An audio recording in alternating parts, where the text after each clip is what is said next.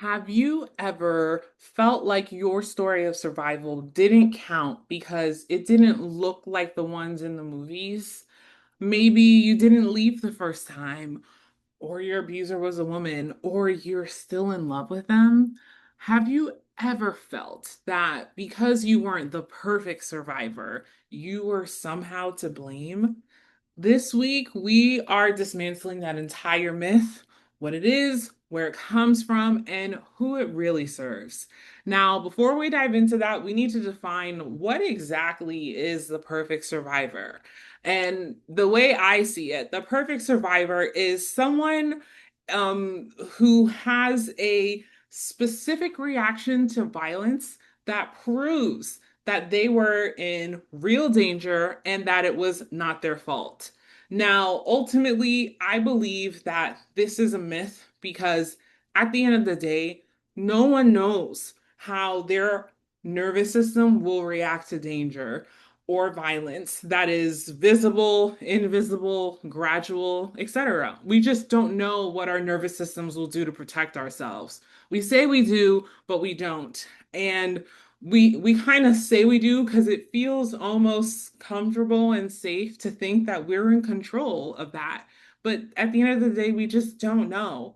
And however, because we sort of we as a society hold on to this fantasy, this myth that we know what we would do if we were in a situation, it sort of ends up being judgment for the perfect survivor. It comes from this place of false knowing, this false sense of knowing, right?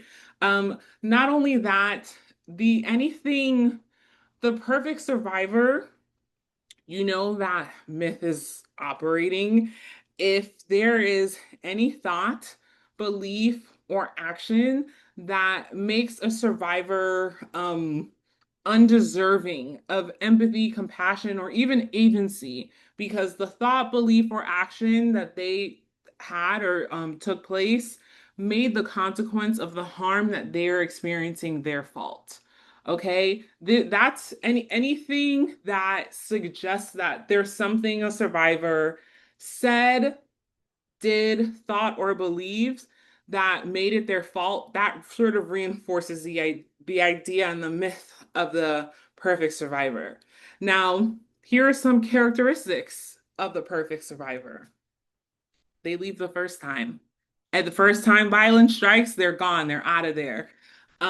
They're abused by a man. Um, a perfect survivor tells someone right away everything that is happening. Not only that, when a perfect survivor tells someone, that someone helps them see things differently and immediately, and they take action right away. A perfect survivor is someone who is overtly and explicitly controlled from the beginning and in general. But it's they're, the person who is abusing them is very there's no subtleties to their control, right? There's nothing like um coercive, it's just blatant, right? Not only that, the perfect survivor recognizes and has consciousness of the disrespect they experience in real time, and they just choose to ignore it, right? The key is the perfect survivor knows and understands what's happening to them in real time.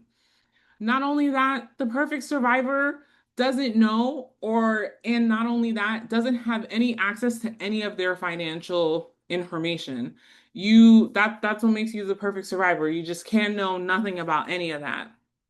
Um, the perfect survivor also has never traveled or has been exposed to different worlds. It's like oh, if only they had seen or done this, then they couldn't possibly be experiencing this. The perfect survivor is physically smaller or physically weaker. And last but not least, the perfect survivor is physically locked away from the world. They are quite literally under lock and key. They have the perfect survivor has no opportunity, no perceivable opportunity of escape, right? Those are the characteristics of a perfect survivor. which again suggests if you do have an opportunity, then it's somehow your fault. Now, here's the deal with all of that. What happens if you don't meet all of that criteria? To what happens according to the world and what happens according to yourself.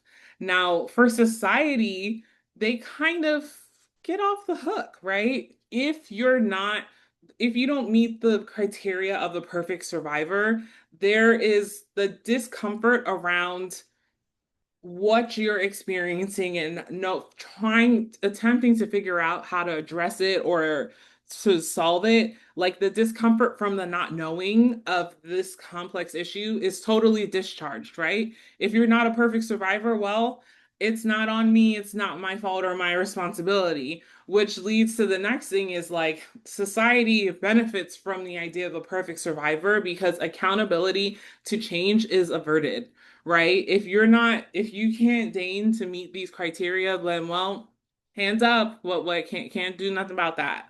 And as for survivors themselves, and I can particularly speak about my lived experience, when I saw that I didn't meet that criteria, it did a lot of things. One, not meeting the criteria of being a perfect survivor made what I was experiencing sort of invisible to me. It took me um longer for me to connect what was going on because I didn't meet that a lot of that criteria that I named. Um, and because of that, in the absence of having a broader explanation for understanding what I was experiencing, there was still blame to be had. It wasn't society, it wasn't anyone else, it was on me. I just internalized blame, and which of course fueled shame and, you know, it enhanced the isolation that I experience. Which isolation, the more isolation I was in, the more danger that I was in. So ultimately, not the impact of not being the perfect survivor, not meeting that criteria for me meant that I was ultimately more isolated and in greater danger. And this is why this myth is an impossible standard that is designed to increase our shame and let society off the hook. In tomorrow's video, we're going to talk about why this myth is such a dangerous trap. Make sure you are subscribed so you don't miss it. And I'd love to know which part of the perfect survivor myth have you felt the most pressure from? Let me know in the comments, y'all. Until next time.